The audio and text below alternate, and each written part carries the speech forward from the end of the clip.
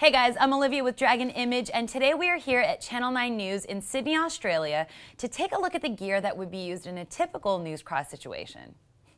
Now, Mitch is a cameraman here at Channel 9 News, and for a typical news cross, let's talk about your gear and why you're using the gear that you're using. Yeah, cool. Well, firstly, I've got my Sony XD cam, and then we'd have an uplink of some sort. It's either a satellite truck or a link truck. Today we're using a Dejero, which is it runs over the cellular data network. It's got 4 SIM cards in it, and it basically splits the signal between the 4 SIMs.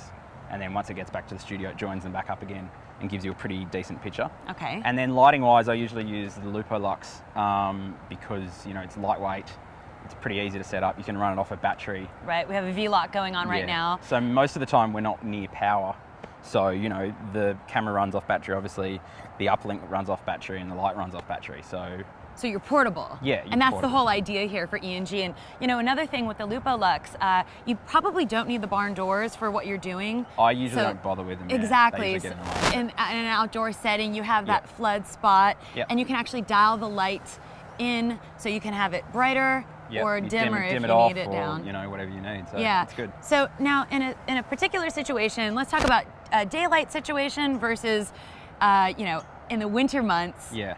You might need to introduce more light. Yeah, so half the year we do, at 6 o'clock when we have our main bulletin.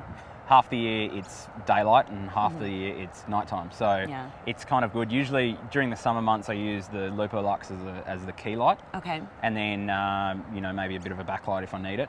And during the winter I just use a couple little panels and use the Lupo Lux as a feature light on the background, whatever we're shooting. Great. And because it's a cool light, once you're done, you can throw it in a bag or something. You don't have to worry about wearing gloves. Yeah, with HMIs and stuff, you burn your hands and all that sort of stuff. Exactly. The other thing I like about it, when it's been raining before, I've just chucked a plastic bag over the top of it and it doesn't burn or melt or anything right, like that. And you're not losing a ton of stops of light with that plastic bag. Yeah, just a clear plastic bag and it's pretty waterproof. And as far as being sturdy, if the conditions get pretty violent out and there's wind or anything like that.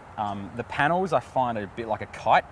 And whenever they catch a little bit of wind, they fall over exactly. straight away. This is a bit more kind of compact, and it's not like not a big, spread of, to catch the wind. Right. So I find that's better that way anyway. So great. It's good. Okay, so can you light me, and we'll see what that looks like in practice? Yeah, sure. If I were doing a news piece right now in front of the chopper. Okay, cool. If you come and stand here for me. Okay.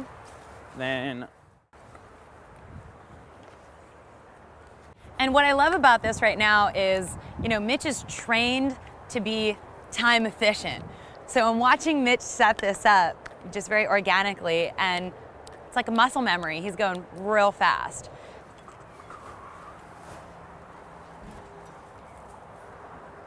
Also, one quick thing to note is that in a day like this, we have a lot of clouds overhead, so we have great lighting right now as is, even though it's 10 in the morning. So we're just gonna use this, like Mitch said, as a key light, and with one simple LED light running on a V-Lock battery, we're able to have a complete setup, basically. Cool. All right. So, there it is. I'd be pretty happy with that. Yep. 4 seconds here, it seems. And Mitch has a full setup. So this is it. This is what it looks like. And we'll maybe capture a quick piece. Easy. All right. Cool. Hi, I'm Olivia Speranza with Channel 9 News, and we are about to go on location to Tasmania. We're going to jump in the chopper, go straight over there because there is a zombie apocalypse happening at the moment. We're going to get down there as the first news crew on the scene.